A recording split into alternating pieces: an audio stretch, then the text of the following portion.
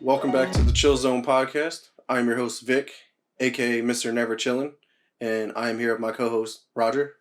Hey guys, how you doing? All right, man. We're going to get into. Unfortunately, we don't have a special guest this week due to not having anyone that has played Watch Dogs Legion. So that's the unfortunate narrative that we have going on for this week. But let's get into this week's review of Watch Dogs Legion, and would like to give everyone a heads up and a spoiler alert to if you don't want anything spoiled or anything like that, just click away now. So just going to start off the beginning of Watch Dogs with the story. Roger, what are your thoughts of the story so far? Okay, so Watch Dogs is a game that, coming from the vendor that it is, Ubisoft is known very much for we've created one good game. Now, how can we just remonetize the same game over and over again? Whether it be Assassin's Creed, we've seen issues where that series has dropped, drastically because they're just like, let's just pump out a new Assassin's Creed. Let's just change the story a little bit, slightly, So I think for me, Watch Dogs having not played any other game in the series other than this one, I think the story is okay. I get the premise that DedSec is a group of hackers. They're hacktivists. Yes. So and we're in a year when the world has become much more computer oriented, right. As opposed to like say Cyberpunk, where people have like cybernetics, computers in their body controlling them. Right. We're getting I think close. Watch Dogs is like that prequel time frame before Cyberpunk. Definitely. Because in Watch Dogs you do have that optic it's like that thing that sits on the side, so you can like it's like your phone, like a cell phone. You see everything, like you see. It's a cell phone kind of thing. Yeah. So I think it's a very interesting concept, the Watch Dogs series, and I like the idea that you're a hacker for good. Right. But at times, I feel like my character is the most morally gray character I could be. Like, I just walk down the street clicking on cars and parked cars, and I hit left, and it just swerves into oncoming pedestrians, and they die. And it's... Yeah, there's no that was one of the things that bothered me while I was playing. It was like, you can basically commit any crime, and there's like no repercussions. Like, and the cops will follow you a block. Yeah, and then like the police come after you, but then you can evade the police in like a half a second. You're just like, oh, cool. That one of my favorite moments is the police jumped a wall to chase me, and it was only one officer, and I was like, chokehold. Take a nap, buddy. And I put him down, and they're just like, we lost him. And I was like, okay, I guess you did. The funniest thing though that I've experienced with like the chasing, the car chases and police chases was, I eventually recruited a spy already, and her vehicle has a cloak, so I was just like, cloak. All right, we lost him, and that's it. Like they don't even continue to search for you, nothing. Yeah, it's great. So the game is definitely a very sandbox-oriented playground, and it's meant to be kind of an abstract game with the goal in mind of being able to recruit anyone. Right. So I think it's a cool feature. So I think from my thoughts on the story thus far, with it being you're a hacktivist group that's trying to make a resurgence against a very evil corporation. I like the concept because it feels very near and dear to the conspiracy theorist in my heart. That these capitalist industries are only one step away from being a government themselves. Right. The fact that Albion is now its own police force across the world, and at one point, one of the characters says, Albion is the only other person than the British Empire to colonize, to capture, or to control more land. They're the only one next to the British Empire to own that much land, and it's just because they police that much territory in the world. Right. So I definitely think the bad guy is an interesting concept. I like the idea of a private police force, because it feels like sometimes we're going that way, because most of our prisons are private industry at this point. Right. What's to say the police don't become private industry as well? Right. I'm sure that's already in the works right now, honestly. Yeah. Well, especially with the whole police reform stuff too, because the police system that's in place now isn't working at all. Well, yeah, and there's so many issues with that, but going private isn't the answer. No, I Because think there's a way to policing for revise it. profit is bad.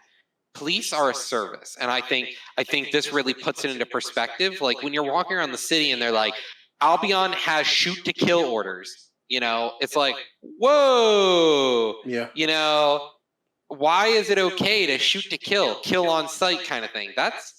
That skips the entire judicial system process. Right. That What happened to innocent to proven guilty? Yeah, exactly. And mind you, we're in England, so Right. their Yeah, it's a little laws, different over their there. their constitutional laws may differ. But like, to us as Americans, like it almost feels like where America may be heading, Right. and they just used a different setting to make it feel a little less real. Right. But I definitely think the concept of the story is interesting. The ability to be able to, liberate these areas, and the idea that you are taking over after DedSec has almost fallen apart and trying to bring it back from nothing to something. I think it's a really interesting concept. But I think my issues really lie in the mechanics and playability that comes into play with those things, and I'll discuss that a little bit later. Right, right. Yeah, so my personal thoughts on Watch Dogs Legion, I actually have personally played the first two games, and I actually have my game reviews up on my blog. For those who have not checked those out, definitely take a look at those.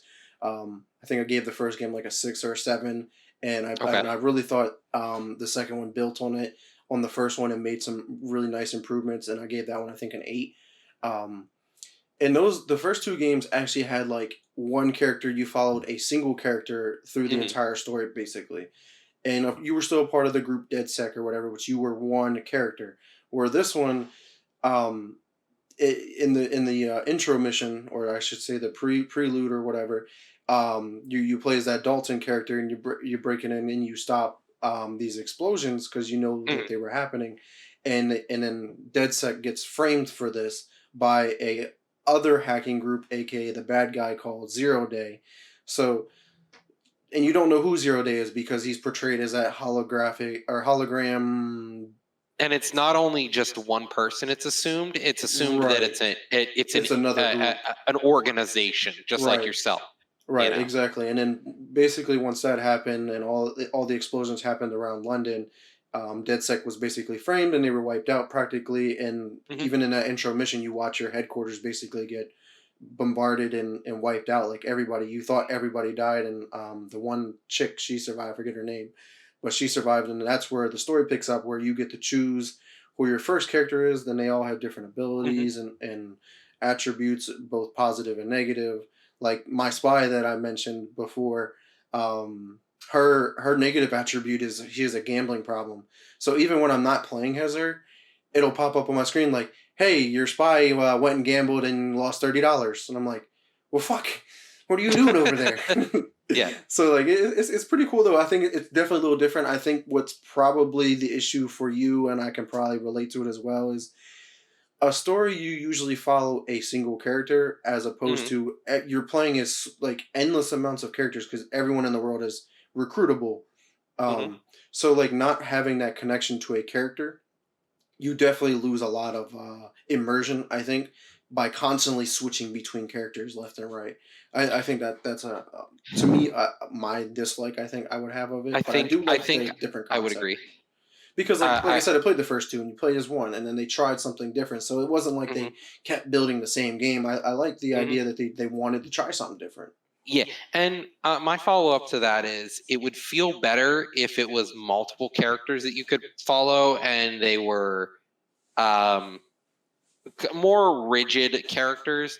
Like the fact that the spy is the spy, you always have the same spy. So you always have the same, always have the same drone expert that you get. You get the same guy at the The site where they the the construction worker too. yeah, the construction worker. So you always have these same characters, Hmm. but it feels like even the characters they hand you as characters they made and don't feel pre-generated, like just Hmm. randomly generated, that like they put a little bit of time into them. I still feel like those characters have no depth. To me, there is no depth to the character. The only person who has depth is Bagley, the AI, and the lady who's the only left member of DedSec from the original team. Right. And so my issue lies with it doesn't feel like the depth of character is there, and that's a big part of the game for me. The fact that I'm playing just, anonymous mask number 1, anonymous mask number 2, and even when you do play somebody that you would assume that they've pre-generated because everyone gets the same character that has all these cool abilities, they still don't have a depth to them. It feels like, you're still running in a circle, and I'll get more into this in the mechanics and the playability and the graphics and the sounds. Like, I'll talk about this more later, but the characters, I've seen paper that has more depth than these characters. Right. No, yeah, I most certainly agree, and hopefully, because I'm only about 8-ish hours into the game, maybe at most 10, I guess. Hopefully the game developing and makes you feel a little bit more connected to these characters. Yeah. And also, like, I don't know if you are, but when you first start the game, you get to choose if you want to have permadeath on. I chose not to. I think I'll go back to maybe replay the game just to check it out, see how permadeath is. But I think that the permadeath feature seems like a pretty cool thing because it maybe allows you to be connected to some characters, because like, what if you don't want to lose? I mean, granted, you could probably just go out and recruit another version of them, which could be the negative part. Like, there's plethora of each type of character, so like, permadeath sounds cool in a way. Like, oh man, I lost my character, now I got to go recruit another one. But it's just like, there got to be a way to have that connection with the characters. But another topic in the story, though, in the intro, I definitely really enjoyed how it introduced the very basic mechanics in the story that felt narratively relatable. And it also, I think, it sets up a pretty solid premise, I would say, given the fact that, okay, DedSec got framed. Now your job is to rebuild DedSec and find out who Zero Day is. And that's basically your entire thing, because I know the main story missions that I have played so far, you're trying to piece things together. You're doing those AR reconstructions, like you're really doing investigative work. You're looking I think it's pretty people cool and stuff. Far. Right. Yeah. I really do have to give them props that they didn't show their hand right away with the story, and I did appreciate, like, at first, jumping into the game, I didn't know what to expect, and kind of playing through it, I didn't feel like I was getting pulled in. But at times, I felt like the story felt good to me. Don't get me wrong, the story has its merits. Like the idea that, the capitalist greed runs deep, these people are teaming up. So the fact that Zero Day and Albion are working together, the fact that that's not something you're privy to right away. You hear about Zero Day. Zero Day is your big enemy. You hate them. But at the same time, why is Albion the only one you're focused on right now in the beginning of the game? And you're like, I just accepted it. Oh, Albion's just the random security corps. It's now the guys I have to deal with. And while I'm looking for Zero Day, why does Albion continue to pop up? I like the idea of Clan Kelly. I like this sort of seedy underground that got smart. The bad guys that moved forward with time and technology. These like the fact that she went from dollars to Bitcoin, it worked. Now she's untraceable. Without the blockchain and supercomputers, you're perfectly secure. Blockchain is the future of encryption. So like, I think that was a really cool concept to use that. And I liked that there's this sort of marriage of villains here, and each villain is different from the others. Each villain has their own sort of mask they wear. And I like the setting of London itself, because at times I felt like I was in London again. You had people like, London is for the tourists, but all of a sudden now London isn't for the tourists. London is London. If you're English, you're allowed to be there. If you're from the UK, you can be there. But everyone else isn't allowed. Like the immigrants, they're getting deported, things like that. It felt close to home to us, but it felt like what some people in England feel. Exactly. that the fact that they used the English flag to represent that sort of mentality here, like the white English flag, not the Union Jack. So Right. I did like that the setting itself was really well portrayed to me, because I know there's these anti-immigrant sentiments everywhere, especially in the UK and the United States. And I think using the UK, they could draw parallelisms to the United States, but still have it in a different setting that helped draw a little bit different of of a a story from it. Right. No, yeah, for sure. And the thing is, you're talking about the with the immigrants and stuff. I picked up on that kind of stuff where like you weren't really allowed to be there if you were an immigrant from like Yeah. the pieces of intel that I found are like around scattered Hmm. throughout the world, like just the random like cool like the traditional like collectibles that you can just go and Yeah. find, reach high places, pick up magazines, papers, blah blah blah.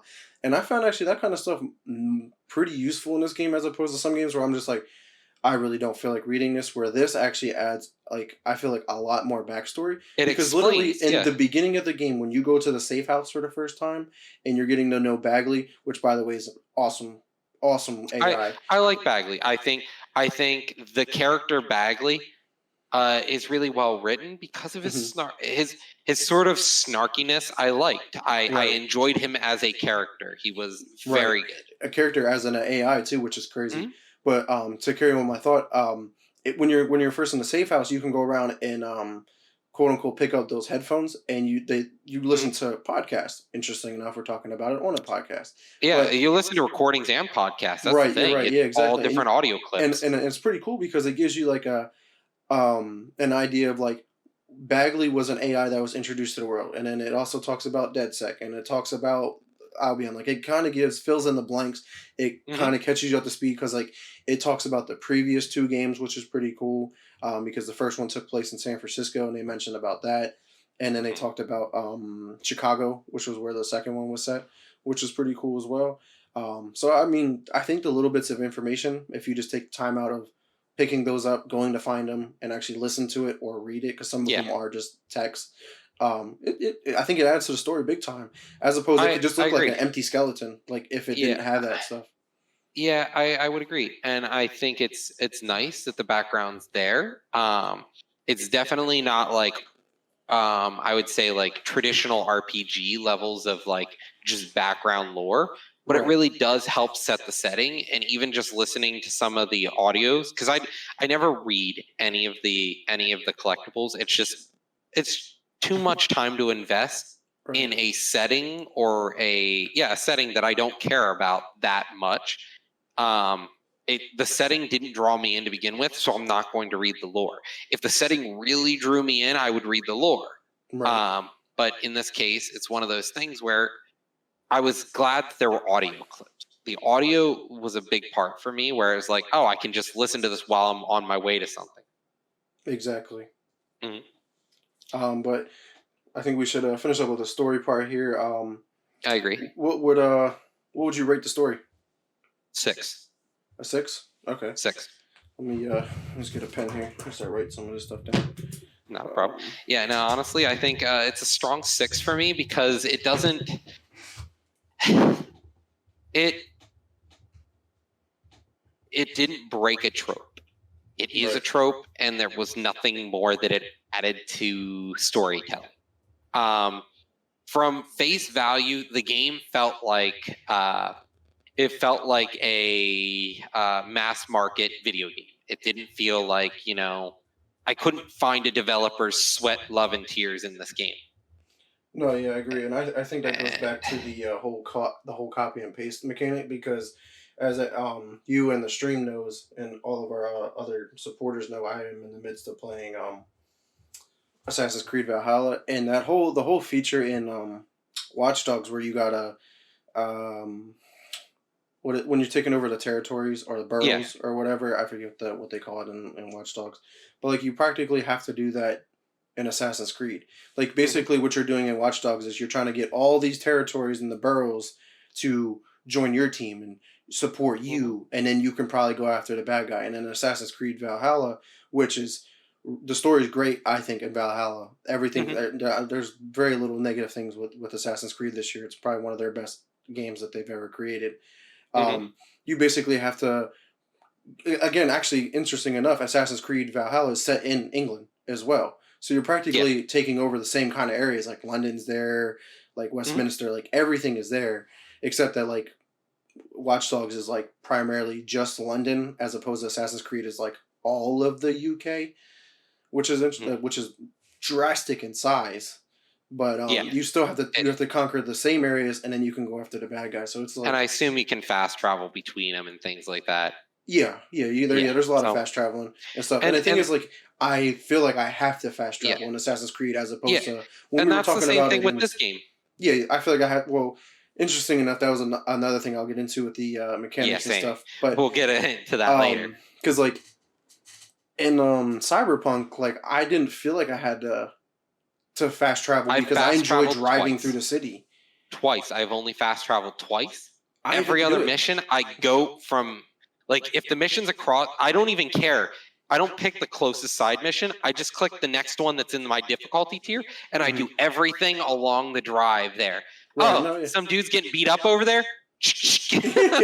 Let me go help him out. Like there's so much to do in between your missions, and then like Yeah. even the small things like with the text messages and the phone calls in Mhm. Cyberpunk, like the Yeah. small things can make the biggest difference. Where Yeah, like and it Watch it Dogs, like felt I'm traveling yeah. from point to point. I tried this to see how different it is. So I went from main mission to main mission, and it's like the driest, like Mhm. most boring, like kind of Yeah, travel. they worked really hard to recreate London. It looks great. I honestly, I was driving through part of it, and I go, I've been there. I've been right there. Right. I stood right there. Exactly. I've That been was in one of that my big tube things I liked station. about it. Yeah. Like I've been out to these places. It felt like I was revisiting London. Right. But it wasn't that much to draw me in. I'd rather just be in real London. I'm not going to play video game London. It was boring and really flat. It just there Right. wasn't depth to what London was, and Right. there weren't that many to get your side missions that actually are your copy and paste side missions we talk about here, and we'll talk about that in a minute. Hmm. It's all about the recruitment process, Yeah. and Yeah. so No doubt. yeah, So, I what did think you on rate the this. story? The story is a 6 for me. I'm Okay. gonna give it a hard 6. I can't go above it. I'm gonna beat the game. I'm gonna Mhm. continue playing it. I Yeah. haven't played it much, but I probably will invest some of my time here in the near future to just beat Mhm. it. Right. And at this point, I found myself skipping all content that isn't main story at this point. Right. It doesn't draw And me in. unfortunately, because I was rushing through to beat the first two games because I knew this game was coming out, and this game actually came out back in October, and I played like the first mission, and then I put it to the side because I wanted to play it on next gen. Yeah. So like I'm just now picking it back up, but I tried to rush through the first two. So like I did the same thing that you basically just said. I was just focusing on all the main missions. Didn't even Mhm. care about anything on the side. Honestly, I did like dabbled in it here and there, but I just Yeah. wanted to just get through it. But this one, I think like I'll probably take my time for a little bit. But I'm probably going to fast pace the main missions. I think, and Mhm. probably go back into it if I want to complete some of the side stuff. It's tough right now playing all these games. Like yeah, No, I I'm agree. still I'm in the midst of Assassin's Creed. We're still in the Mhm. midst of Cyberpunk. We got this. We still got Immortals Phoenix Rising. I got to get to, and then Hitman It doesn't. 3 and the And Medium comes out this year and or this and month. the other thing that I really think is the key here is you've got so much going on. How does this game stand out amongst the others in its Right. we've hit a defining point, and we complain about how Cyberpunk is at times, but it's always an amazing game. It drags us in. The game is there, and that's what I'm telling you. I've mentioned this on the side between you and me. The core of a game is its story, and you can't polish it. You can polish a turd, but it's still a turd. Right. You can polish a diamond, and it's a diamond. You could break open the rock, and there's a diamond inside or a gem. But Right. a turd is still going to be a turd. Maybe you'll break it open, find a piece of corn, but it's not like you're going to find, something of value there. A turd is a turd, and this game isn't a turd, but it's nowhere near precious of a. It doesn't stand out, and it doesn't drag me away from any other game. Right. Exactly. It doesn't speak to me. It just says this is corporate greed yet again. Mm-hmm. It's Ubisoft going, well, we need money. Let's just pump out a Watch Dogs game. Let's change it a little bit, but there's no life in it. the people working there don't feel like the story doesn't feel to me Right. like It's definitely it been a was different written by somebody experience as experienced. opposed to the second game. Honestly, Yeah. I feel like they just went a completely opposite direction. But there's another Ubisoft game that's coming out next month, Far Cry 6. I'm hoping that game's not going to be just like And these ones. and that's the thing though, and that's why I'm worried about these games that Ubisoft produces, because Far Cry 6, I'm feeling it's just going to be Far Cry 4, Far Cry 5. It's just going to be these games that it Far Cry 3 for me, for example, they tried to change the genre, or they tried to Far Cry 2 was a complete 360 or 180 on what their thing was. They found a new formula and they're like, open world's the way of the future. And then they're just like, that's all they monetize is the Right. fact that their games are open world. That All is of them. Ubisoft's selling point. They're Right. like, we made this great story driven game. I liked Far Cry 1. I actually enjoyed the game, and it was difficult and it felt clunky a lot. Mm-hmm. And if they polished the mechanics, the game would be awesome because I liked the story. I thought it was silly and fun. Far Cry 2 and Far Cry 3 and Far Cry 4, these games just feel like they're copy and paste. They're like, let's just change what the villain wants to do and let's change the area, but it's all just the same crap. Right. It's an open world. Capture Right. the zones. You are the leader. No, yeah, I think that whole craze with the whole open world, all the games wanting, because like it's the one that can drive the most resources. It'll be the one that pushes your consoles to the limit. It's not We don't always want about. that. It's not always about It's that. not. Who wants that shit? For me, if you've got New York City sized maps, but your content looks like a piece of bread with a piece of cheese on it, that's not a sandwich. It's just a sad piece of bread and cheese. You know, if you've got, that's why you pay for these, expensive 5-star meals that have barely any food on them, because Right. a lot of times there's sweat, love, and tears in these, and it's not about how much you get. It's about the quality of the things you get. Quality is always better than quantity, and Ubisoft is a quantity company. Yeah. Yeah. Hopefully that changes. But to give my rate on the story, I would probably say a 7. You're I think really kind. it has like a strong foundation, and I hope it can build off of it. But I think with not having your main character to play with, I think that's really what's gonna make me not rate it any higher. And honestly, even without a main character, the depth of play could still be there, but the characters they give us have no depth. That's Right. the issue. There is Yeah. no character of depth to me. Bagley isn't enough to make the game good. Right. Bagley cannot carry the game. He has no shoulders. He's a robot. He's an AI. Exactly. So yeah, it'll be yeah. interesting to see. If it keeps continuing at the pace it's going, it's not going to be better than Watch Dogs 2, in my opinion. But only time can tell, honestly. Yeah. But let's look at another aspect of the game now. We're going to talk about the graphics and the sound. So Vic, what is your opinion on the graphics and the sound? So so me personally, I play on the Xbox Series X.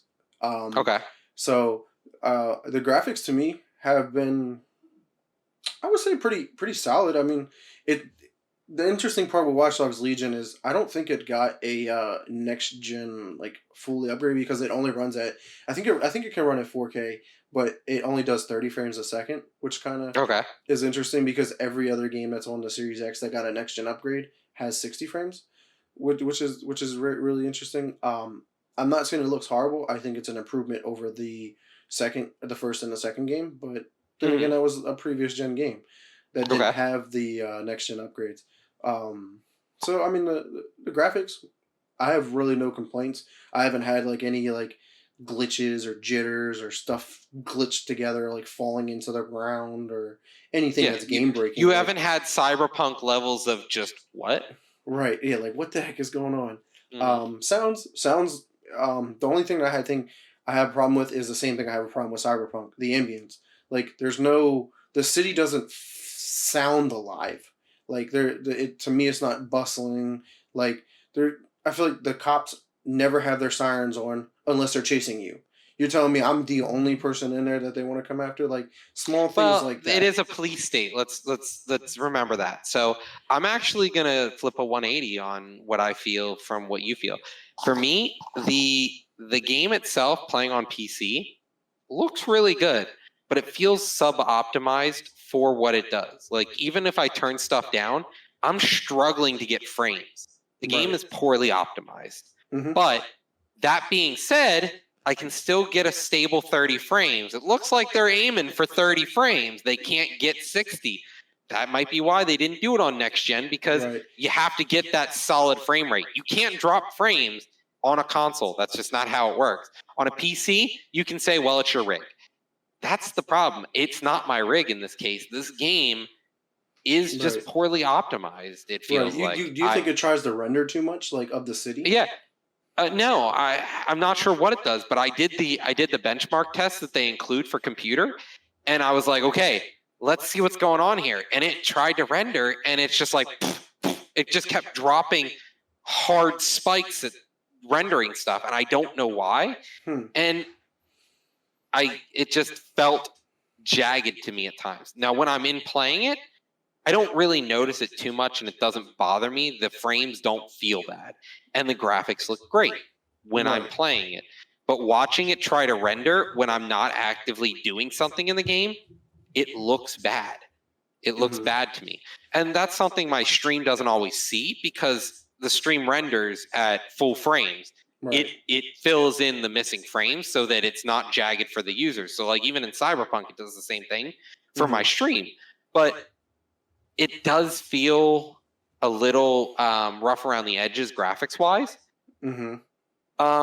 And so my real issue isn't with the world itself. Like, I don't mind the ambience, the things like that. It did okay for me. I felt okay with the ambience. My problem was with the characters again. The cutscenes. The pre-rendered cutscenes. There is a they should be pre-rendered for the most part, because they select your main character sometimes, not the one you just are playing on.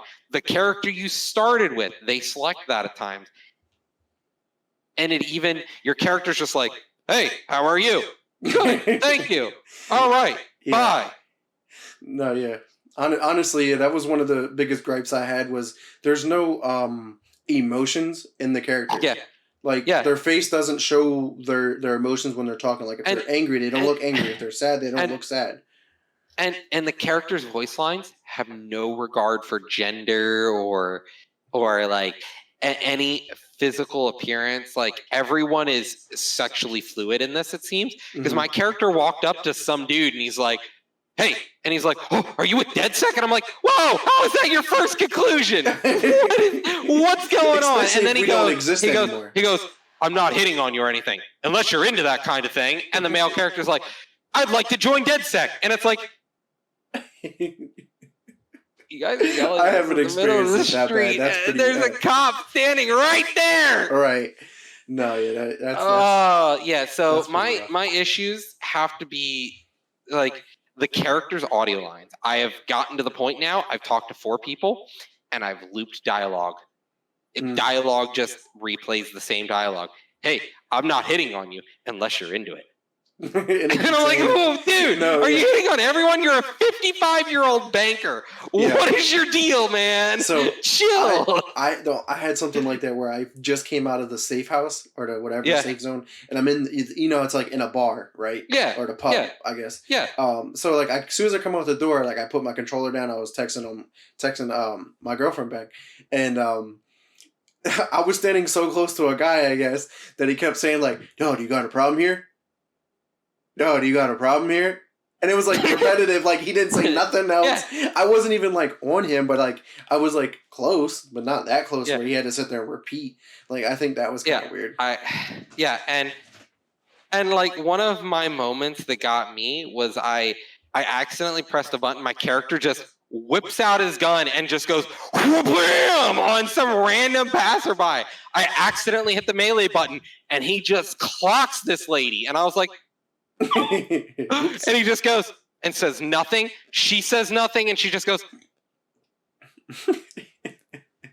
"No, yeah, that and walks away. Like, crap walks away from me." There was 2 problems that I had so far. One, I was outside of Buckingham Palace, right? I was Yeah. trying to pick up the tech points that was right inside the fence, and once I Yeah. grabbed that, I was outside and I was looking up in traffic to see if I can find a cargo drone so I can hack it because I like actually hopping on top of them and riding them across the city because it's the Yeah. easiest way to travel. Let's talk about that in the next section. Yeah. We'll just But talk about no, that in a minute. that wasn't even my gripe. This I'm just getting leading up to you where I saw this at. So I'm at the sidewalk while I'm doing this. I like look to my left and there's like two exact replica characters. Like they're wearing the same outfit, bright orange, like looking like she's from Velma from Scooby Doo outfits, and I was just like, why do they look exactly the same? Like, did they honestly run out of character models? And I was just like, yeah, that kind of blew my mind, honestly, when I saw that. I was like, out of all these characters, and you want to make every character like have like a procedurally generated background and everything, and every character to be different. And I saw two walking like side by side. It would be one thing if I saw one and then saw that same person a few blocks away. Right. But standing side by side says it was like staggered. Like one was here and like right behind. I was like, that's kind of rough.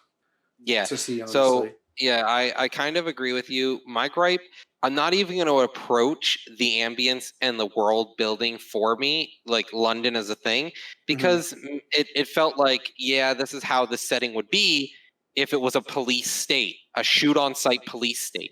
Nobody would want to be out and about. And I've been in London, and London isn't always like crazy hectic unless you're near one of the big streets. London's pretty tame. You know, it's not like New York City where there's hundreds of people, hundreds of like all over the place. You know the bridge that's right there by Big Ben. Yeah. Right. That goes over the Thames. The Thames. Yeah. That bridge is always busy and like loaded with people. Right. There's like nobody on the bridge in the game, and I'm just and maybe it's because it's supposed to be a police state like that. But I didn't enjoy that wasn't my gripe. My gripe, I was instantly taken out of the game when I just walked up to 30 people back to back in the first hour of play and said, "Hey, DedSec. Hey, DedSec. Hey, DedSec. Do you want to join DedSec? Hey, are you into it? Because I'm into this." It's like, whoa, dude. Yeah, it just doesn't make sense that everyone just assumes you're in DedSec because like DedSec is in this sense gone. Like they basically are no more. I went randomly talked to one guy and he assumed I'm DedSec, and I'm like, I'm the last dude in DedSec at this point. I'm the last remaining DedSec member in London. Right. Why would that be your first choice in a city with millions of people? Right. Yeah, it's mind blowing. But yeah. For the graphics and sound, what would you rate it? 7. 7? Yeah. 7. RTX and ray tracing, I really enjoy. It looks good. No, you're right. Really, it looks solid. The fact that I can see reflections and it isn't just a foggy mirror. Mm-hmm. You know, it's not like looking through a foggy room. Right. It you know, they have reflections. It looks great, and you know, I even enjoy the water. Because have you went swimming in the game yet? Yeah, a little bit, but yeah, I dove in when I was looking for a tech point. Yeah, same.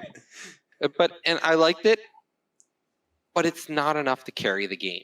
Right. No. Cyberpunk exists, and Cyberpunk looks 20 times more beautiful. Yeah. The colors in Watch Dogs Legions are still cartoonish. So, do you think if Watch Dogs Legion got 5, 6 years of development, you think it could be like a whole completely different game? That's hard to say. I can't tell you yes. I can't tell you no. The issue with that is it's Ubisoft we're talking about here, right. and where they rush games on like a 1 to 2 year cycle. Yes, games are pushed. That is their thing. Games aren't made with a labor of love. They're made to be pushed. You know, and look what happens. Look what happens when they put in effort to a game, like genuinely care. You get For Honor. Right. Yeah. That was a flop. For Honor was one of those like random surprises that came out of nowhere. No, it wasn't. We knew about it for like 3 years. We were like, For Honor looks so good, and it dropped, and it was a third of a game. That was it. There were 3 maps. I remember that whole fiasco where they were like, there was nothing to it. The game was literally unplayable, and it was like $60. Right. It was a giant flop. So, like, my thought is, you know, if Ubisoft even put in what we thought would be a labor of love, what does Ubisoft's labor of love look like? Because For Honor, I thought was going to be a big flagship for them. It looked like they wanted to care about this game, mm-hmm. and we got that. No doubt, no doubt. Another Ubisoft game I thought actually it turned out being pretty good was um obviously Rainbow Six Siege. That was a game that started And off with that, like not as much content either, but but turned it into a still, it platform. had more to it. It had way more to it than For Honor did on drop. Yeah, yeah, no More doubt. character, Yeah, I more certainly agree. characters, the quality of gameplay. It just, there was so much more to it. Mm-hmm. And like, if it, it felt good. But this one, for example, it just flopped for me. Oh yeah, I agree. They made it. They said, okay, we have this great formula that works. It's starting to work. We're starting to develop it. Break the formula. And now let's expand our realm. And I get you. Trying something different is what makes things good. Right. You don't know what's wrong until you try something else to see if it works better. But the problem we had there was they went too big, and now we got to go home. I'm gonna leave you with this thought, and we can move on to my rating, and then we can move on to the third topic 3. That's fine with me. I think for them to go back to when they were producing good games is to come out with a new Splinter Cell game and make that not an open world game, but more of a story driven game that has, there's so much lore and there's so much story with Sam Fisher in that in the Splinter Cell series, because we haven't had one since like 2007, 2008. Blacklist was the last game. And not even that. They don't need to make Splinter Cell. Stop rebooting old games. No, but that's a game that's asked for by the community to reboot because it was such a great series. And I agree. Splinter Cell is fun. There's a lot to it, and it's not open world. The open world is the way you're allowed to tackle your objectives. Mm-hmm. And that's one thing that I'll talk about in the next subject here in topic 3, the mechanics and playability, is how to tackle your challenges. Right, but exactly. That's something that I've always enjoyed about Ubisoft, is they mix the puzzle with the action, and they say there are so many ways to do something at points. Assassin's Creed, sometimes there's only one way to get up a clock tower. That's fine. But, Splinter Cell, there's more than one way to skin a cat here. You can do it so many different ways. No doubt.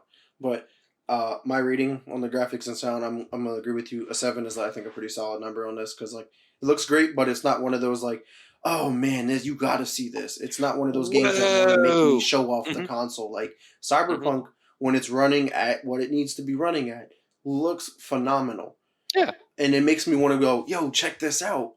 Assassin's Creed or Watch Dogs is like, hey, I've been here. I'd rather be there, like you said, rather be there in real life, because it's just the ambient. To me, it's not just all the way there, but it's not like it's terrible. It's not bad. No, and it just feels like the game is so big, there's too much to it. They went above and beyond. Yeah, you want to try and encompass all of London, but the problem with doing so is you've got too much content. You have to fill it in. Right. And if you don't, now you're just content, stuffing it with stuff that's almost meaningless. And that's the thing. You have to make meaningful content too. Content that takes you from place to place is fine too. I just felt like there wasn't enough of that. Now I'm going to continue playing it, and maybe I'll change my review. But as of right now, the game just feels like a skeleton with no meat. Yeah, I agree. But let's move on to our third topic here. Like you said, it's mechanics and playability. What are your thoughts on some of the mechanics in the game? Okay, so I've got a lot to say about this. This might be one of our longer segments here, honestly. So, not everything is rendered as a solid object. So like a flagpole, for example, I went through a flag that was just flying there in the wind, and the flag just went. I went straight through it, like it was just it was just wind. The flag was actually just colorful wind. It was like Pocahontas. Yeah. They painted the wind. So that's good. That's a good analogy there. I get there's something, but then other times I ran into a fucking tree branch. The tree branch was rendered a solid object. I was lifting one of the lifts, and I just lifted straight up, drove down. No, okay, this is both a good and bad thing. I lifted up the lift, drove straight into a branch, and I was like, oh my god, it is solid. And the thing just goes like this. It just goes back until it's like 45 degree. And I was like, well, this thing needs to fall. And what does it do? I get under the tree branch like this, and he just goes, and it's back up. And I was like, that's not physics. That's not how physics work. And then I drove one of those on the road, and the cops just watched me, and they're like, have a good day, sir. Not me. See, I had a different experience where are you talking about like when the lifts, right? And then you can drive it as well, and they drive, yeah. So I drove it down the street, and the cops just like, later, man. So I had one, and I was in the alleyway, and I used it. I had an angle. I had to like access the gates, move the gates out of the way so I can drive it, get up to a tech point, and I noticed there was like a magazine or like a book or paper, whatever it is, document I should say, to access. I had to keep going and go around the corner. Well, I was trying to do that, and there were civilians there. I didn't run them over, but I guess they were scared, and I'm trying to like lift it up to get to where it's at, and the police come over and shut it down. It completely took control of it. I'm like, hey, I need this thing to get up here, like, and I had to like. I used my non-lethal weapon, took him out real quick, and then accessed it again. But I was just like, yeah. And like for me, I didn't get stuff like that. For me, I drove the lift down the road, and the cops were like, have a good day, sir. Enjoy your ride. And I was like, yep, cool, you too. And like, imagine, just picture that in your mind, just watching. Yeah, it's some dude just driving down the road on a fucking lift, and he's like, yeah, I gotta go replace a light bulb over here. See you, sir. No, yeah, it's definitely great. So there is some issues there. So the next thing, you get flight right off the bat in the game. Yeah, what? You get flight, the ability to fly right off the bat in the game. Basically. Flight breaks the game. I skipped so many missions, like side missions and zones. They're like, you gotta get inside this police station. I was like, boop, boop. Pop, walked. Opened the door, grabbed the item, closed the police door, and just left. And flew away. And I was like, police stations really this is some bad security on a police station. My tax dollars are wasted. Hey, I mean, we just seen what happened at the Capitol, so. Yeah. So to me, it was just like, once you get flight, the game is trivialized. Yeah, I mean, I kind of enjoyed the freedom of just going, hey, I need a cargo bot, let me hop on, just going straight for it instead of driving through the city or fast traveling. Like, but the only down part is it is slow. Like, if it's far, it's slow. Yeah. So then I'm just holding the button, and I'm like on my phone, like. And one time I was like past it, I was like, fuck, I gotta go backwards. Yeah, and so, that was one of my biggest concerns. Flying broke the game for me. Mm-hmm. I literally took my character. I almost accessed, like, there's a fortress in the map, a literal Albion fortress. Yeah. I almost skipped the whole mission, just landing next to the thing that I had to hack and then leaving. Right. Well, the turret looked at me and I was just like disabled. And the turret was like, I feel like it breaks the game, but it also like shows the strength of these hackers. Like they're using their abilities to their strength. Yeah, I get you, but it feels like one of those things where they give this labor of love for an objective. Mm-hmm. Oh, go through this police station. We took some time to actually make this really nice looking police station for you to explore and to sneak through. And I'm just like, landing on the roof, in, out, gone. Exactly. No. So I think I have a similar kind of thing. Mind you, all right, let me start this off. I love the spider bot in the game that you can just throw and control and do absolutely anything with. Take down officers, hack into everything, pick stuff up. Like, it doesn't even matter. It's great. So, like, I ran into that problem where I was just like, mind you, I'm on the cargo bot in the air, and I'm just like, hack. Let me use my robot, go through, get what I need to, come back out, and it was like escape, and I was just like, all right, cool, and just like flew away, and it was just like, I'm pretty sure I was supposed to sneak in there and grab it myself. Yeah, but I used my spider bot that has double jump and sprint, and then they just can't see me, and then I'm almost have the ability to go cloaked on it too, and I'm just like, that's going to probably break the game even more. Yeah, and I agree. The game is kind of it trivializes itself.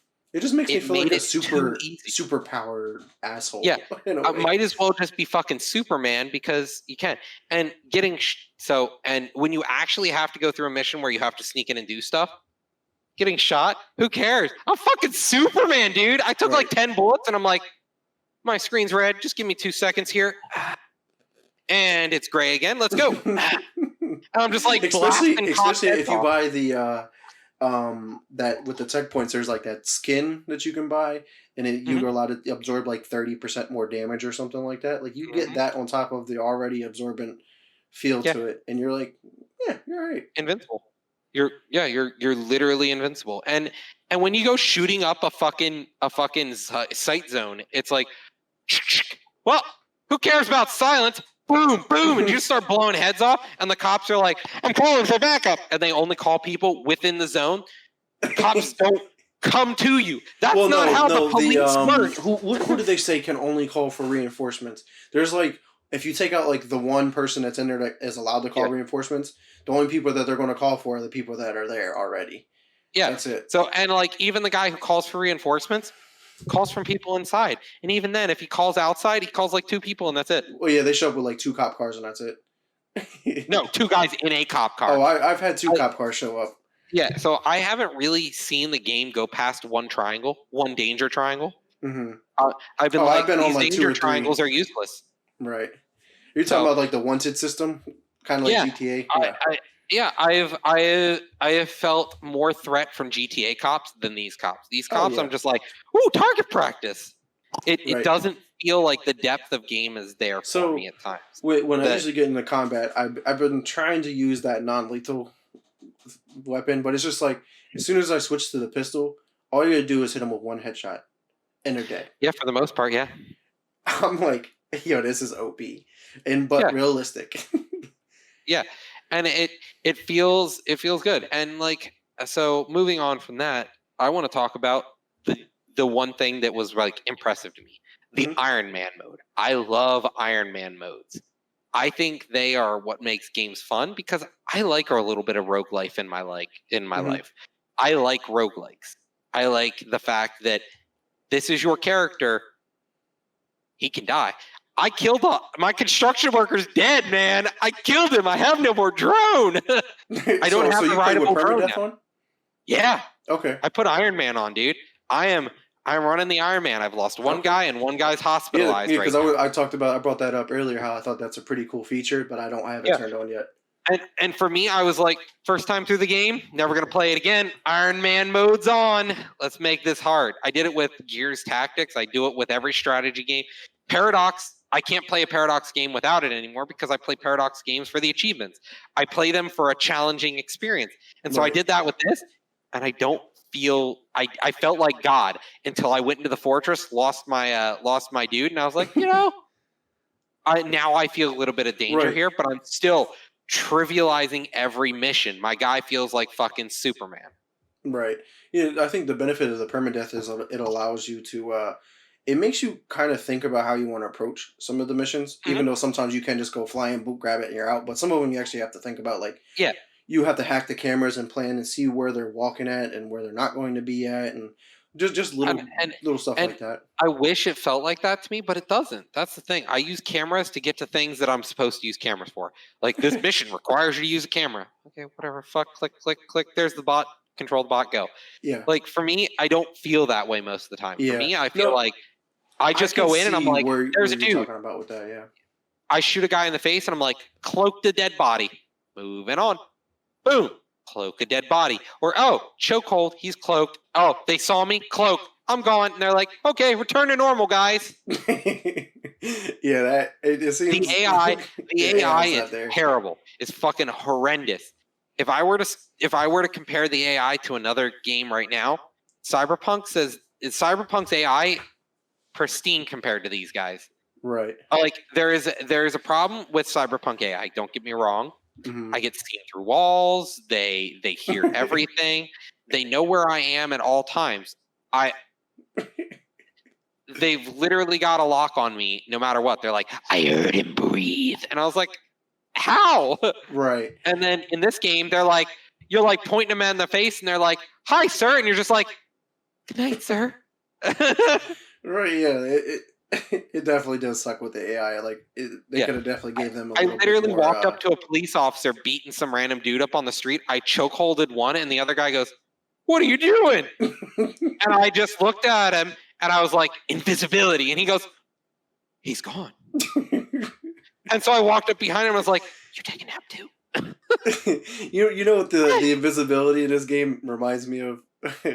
Metal Gear What? Solid from Yeah. the first one. When you beat the game, you can select like a bonus thing. You go stealth, Yeah. so you just start knocking on stuff, and they have like, My favorite is even without stealth, you're just like, huh? No, yeah, it's definitely great. So But some other mechanics I think in the game they're not terrible, but they're not also great. Driving in the game, it's all right. it's all right. It's I basic. actually felt now I've gotten used to Cyberpunk. I like its driving, but like this game, it actually felt fun. But at the same time, the car is indestructible somehow. Car is like indestructible. Are you sure? Because I I've haven't hit got to the point so where they many explode or anything, but I Yeah, completely like demolished the vehicles like pretty bad. I took a head-on collision at like 80 kilometers an hour, and my Yeah. car is just like, here's a dent, and I was like, okay, keep driving. No, yeah, but the driving it still has that arcade feel. Like Yeah, you it can doesn't turn it feel like like that. 60 miles per hour and you're okay. Yeah. And then but it still makes the driving fun when you are driving around, and especially if you have the spy car, because that shit has a rocket launcher built into it. Pretty dope. Mhm. Don't know what I need it for because I'm never in any kind of situation where I need one of those. I just tested it out, started blowing up people's cars. Shouldn't have been doing that. But yeah, that draws cops' attention. We're By the the way. good guys. The good guys. Right? It depends on what side you're on. Yeah. But So the other feature with driving, the auto drive feature, I think that is the biggest waste of feature in the game. I haven't would seen any disagree. benefits to it. I would disagree. I liked the auto drive on the missions where I had to drive a vehicle without getting caught, because I was just like, this is boring as fuck. Auto drive, and I was like, I haven't ran into now I any can check my missions like text that. messages. Like, honestly, oh, that's looking the chat only while that's it the gave me only a chance. benefit to auto drive is I was like auto drive, cool. I can use my phone as it drives to wherever it's going. And the downside to auto drive is it sucks because it doesn't follow your freaking waypoints, and it's just like, you're in the left-hand turn lane, turning left. Oh, I put you in the middle lane, going straight. I'll drive whatever way I want, and it doesn't follow the arrow. It's The auto drive. It was a Again, good concept, it's the but they AI. failed it. Yeah, the Yeah. AI sucks. But with the driving too, or when you place the waypoints, it gives you that like that Forza like GPS, like the line is there and you can follow it. I think My that's favorite pretty- one's where it just goes like, and then it literally the Oh, it's lines like like this, yeah. fit, and it's like turn, and I was like, okay. No, because I find that a little bit useful as opposed to like say Cyberpunk. Cyberpunk don't Yeah. have it. It's up on the mini map, and by the time it shows you when you're turning, you're like, oh wait, I was supposed to turn back there because It's like the a mini real map life isn't big enough. GPS. It's a driving simulator. It's like real life. Oh shit, that was my exit. Guess I'll take the next one. Right. Yeah. Right, no doubt. But so But I some other agree. problems I had was the loading screens for some reason. I thought this game wouldn't have like pretty much any loading screens. Never understood that. Do you have loading screens issues? They take a little bit. Yeah, they take maybe I'd say 15, 20 seconds. So like, Right. and so I actually get time to read a loading screen tip, which is unusual, and I don't really care much for that. Right, because I thought we moved on past that. But even then, Cyberpunk still has loading screens, but their loading screens are at least like relevant to the story at hand. So it's Right. like a mini cinematic for you if you want it to be. Yeah, more or less. But like the loading screens on this one are like it. And I'm watching they're the like screen. super random loading screens sometimes. Like sometimes I'm in like an action scene. Oh, loading screen. All right, now we I load to haven't the had next that. part of Okay, okay. the scene. I'm like, No, I've never Oh. had that, so that's pretty rough. yeah, I was like, mine- yeah, that's kind of messing up with the immersion of the game. Yeah, for me, it was only when I fast travel that I get loading screens. When you fast travel, that makes sense. Yeah, but that's the only loading screens I get. No, I've had loading screens in the middle of playing a game, and I'm like, okay, I don't think that's supposed to be there, but it's Yeah. there. So, yeah, loading screens haven't been an issue for me, but my real issue, I think, with the game itself, the engine, Hmm. is a cash shop in a single player game. Right. I want to gut whoever made that. That right there is the reason why it's not getting a good review. I'm going to dumpster this review because they added a fucking cash shop in this single player game. I know it has a little bit of multiplayer, I think, or something, but Hey, like it's coming soon. It's not there yet. coming soon. Yeah, garbage. Garbage is what I'm saying. It's a single player game. Why is there a cash shop? Right, no doubt. I'm heated, dude. Some I'm some of the heated. other mechanics in the game, like the side content, like the small things like the paste ups, where you go and you just like put your DedSec propaganda up. I think it's pretty cool. I feel like Yeah, that allows you to connect to the world. Like it's yeah. just a small touch. It's nothing gigantic. It takes like 5 seconds to do, and you're like, oh, Hmm. cool. Let me just root on my side now and get rid of the Albion Yeah, propaganda. and it's cool, but like, I think it's not enough to make me less angry about the way this game. Like the game had potential, so much potential. I love the gadgets. The gadgets are fun and unique. Yep. Every one of them feels good. But Hmm. then the game's like load screens, cash shops, terrible character development. There, so like if they took even just 2 months more to make the characters people, not Hmm. just spooky skeletons running around, Right. it feel good. Yeah. And then Uh, with the recruiting the people, I think it's pretty cool. I like building the team, like especially if I you want to like go out and find different people as well. I Yeah, think it's pretty cool to find different I ones. think my personal opinion is I think it sucks dick. Hard, long dick. I hate it because it's just like, all right, I have to go one by one through the city. What do you do? What do you do? What do you do? What do you do? That's why you just I, do that while you're playing the game. And if you find well, someone and that that's you the thing. might be I don't. interested in, I just save them, and then I'll go back and see Yeah, if I want to do it but later. but that's the thing. Half the time, I'm like, why do I want to spend my time walking through London and looking for people? It's that fucking sucks, dude. I Yeah. don't want to be able to recruit everyone in the fucking game. I don't need that shit. Actually, I don't know if you can recruit. I don't know what the max is. The cap is. I should I have don't looked that know up either. before prior to But showing I up. gotta say, it's too much. The characters are literally just an RNG generator. So Hmm. there's no life. The characters have no depth. Right. That's the It's core issue it's for me. definitely missing that part for sure. Yeah. So to me, the fact that there is no life in your characters and I'll just recruit a crazy cat lady if you can find one or whatever. But like, fucking need a crazy cat lady But because apparently, there's these she, rare ones that you can find and recruit. yeah, I think those are probably the only ones that I would probably go traverse and try to find. yeah. And like for me, the only thing that matters is every so often Baggles is like, "Hey, we found a recruit," and I'm like, "What do they do?" Okay, yeah, maybe I'll go visit them. I wait for them to just tell me if there's a potential recruit because otherwise, it's just like, has a handgun, has a nail gun, has a car, has a weird bum leg, can't hide in cover. Yeah, it's crazy. What's your thoughts on the puzzles, aka the hacking in the game? Okay, so that's where I will say the game did well. Gadgets and the actual gameplay. So when you go into a place like, have you been to the Clan Kelly's house yet? I don't think so. Okay. First of all, fucking took me 10 minutes to figure out how to get in the fucking house. Garbage. Garbage waypoints written by garbage developers. If you're going to get me to go into a house with 70,000 windows and a roof and a section of the house that has a closed-in courtyard,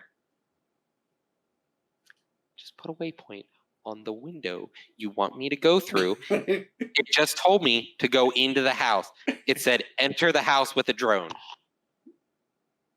And the way to enter the house was a window, not the courtyard that I ran around for 10 minutes, not the roof that I searched for 5 minutes. Well, thanks for the heads up. Window, a singular window that looks like every other window.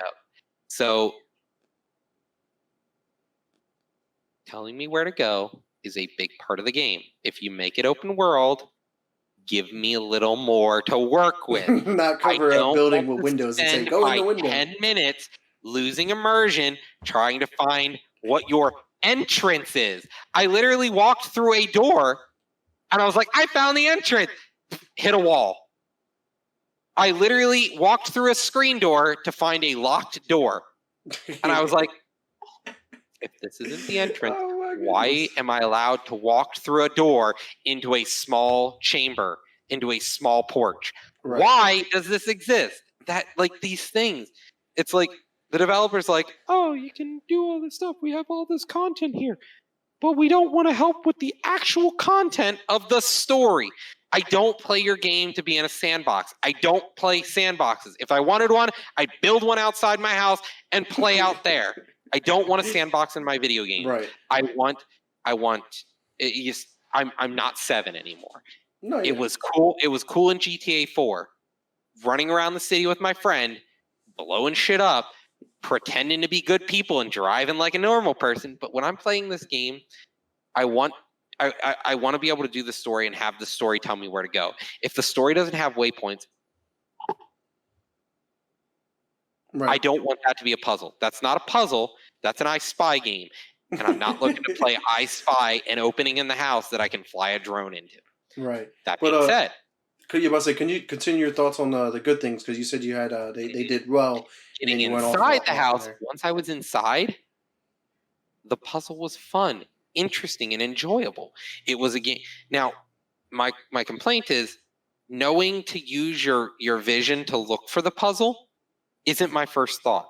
Right. It says disable the power in this one building. So I'm looking around. I'm like, there's a battery. There's a battery.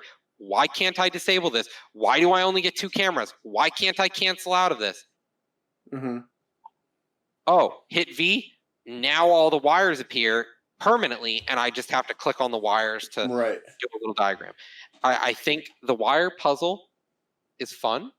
And you're talking about where you have to like change the angle and the shapes and stuff like that. Yeah, it's been in since the original Watch Dogs, which they built on it, because in the first one it was like it took you into like a cyber world, and like it was like very like plain and boring. And then Watch Dogs 2 kind of brought it into the real world where you're like changing the puzzle in like on the floor, on the ceiling. Like in the real world. So I thought that was pretty cool. And I liked that as a concept that I've never seen. Like I've not been through the series. So that concept to me was nice. I liked being able to toggle things and play with the wall and play with these circuits. But knowing the circuits are there isn't always my first thing. I'm not like, so I hit F1 to show controls, and it's like, switch cameras. That's the only control I had. Switch cameras. So it's like, how do I see what I'm supposed to turn off? Until I finally hit the right button. It's like, oh, there's a circuit here. I didn't like that at times, but once I found the circuit, I enjoyed the circuit at times, because in Clan Kelly's house, for example, that's the circuit that really strikes me as the fun puzzle of the game I've had. Right. I had to go searching through the house with a drone or a spider bot that I switched between my drone and spider bot to use. And I had to go around the house and trace it through multiple rooms in the house. That was fun. Right. But if I keep doing this, I'm going to get bored. This can't be the only puzzle mechanic. And change it up. This can't be the only puzzle mechanic, and it is right now. Mm-hmm. Other than parkour. It's either parkour or Roger the Circuit Guy. No, I mean, and given my experience with all the other Watch Dogs, like the only like puzzle feature was the wires, honestly. But they did it like so sporadic, like not as often, where it didn't seem like it was repetitive in the other games. And I hope they continue that trend with this game as well. Yeah. Because my thought is I ran into 3, 4 wire puzzles in one playthrough of a 2-hour window, and I was like, right. Well, it sounds like they have a little bit more than previous. And so, if the puzzles don't go that much, it'd be fun. Right. But what do you think about like hacking the world, like just being able to like hijack or? Yeah, I feel like that your emotion right there is exactly how I feel about this one, because the previous games I feel like hacking the world was important. I had to know on the chase scenes when to have traffic collide with each other, when to raise the barrier, when to blow up the steam pipes. Like there were all these other things. This game I feel like I don't need to do any of it. Yeah, for me, I literally only raise the barriers in town when I want to do a cool fucking ramp off of one. Right. I'll be driving down like 80 kilometers a minute, and I'm like, oh, barrier, click, vroom. See, that's how I did it in Watch Dogs 2, right? Because it's in Chicago. And Chicago has all those bridges through the middle of the city where it goes over there. I forget what river that is.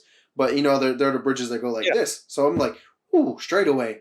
I actually did that the one time and hit the top part of the bridge because it's like almost like an enclosed thing. And I was like,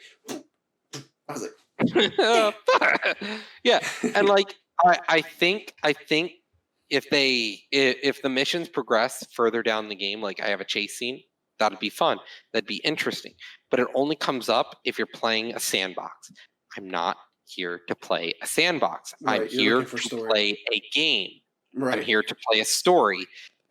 Like they give you so many tools for the sandbox, but then the story says that's all So, for free play. That's for what? people playing whatever they want. The story, you're going to do the same thing over and over again, and we're just going to progress a plot. So what game would you say that this genre does it fall into? Would you say, because it doesn't seem like an RPG to me at all? This is an action RPG puzzle game. I don't even know if you can give it RPG, honestly. RPGs, you play a role. It's not a JRPG where you play like a classical traditional fantasy role, Mm-hmm. or Well, like even like Assassin's Creed was more of an RPG because like you had to well, figure out well, what path you're going to go with. Where this one is like, yeah, you have your well, checkpoints, no, but like, don't associate RPGs with a skill tree either. mm, RPGs just mean you are playing as a specific character that's going through a mission. Like right. you have you have characters and you're following their story. You are playing a role, as in an RPG tabletop game. You're in a role playing game. So this still has a role play. It is an RPG. It is an action RPG because It's it's just about multiple characters. yeah.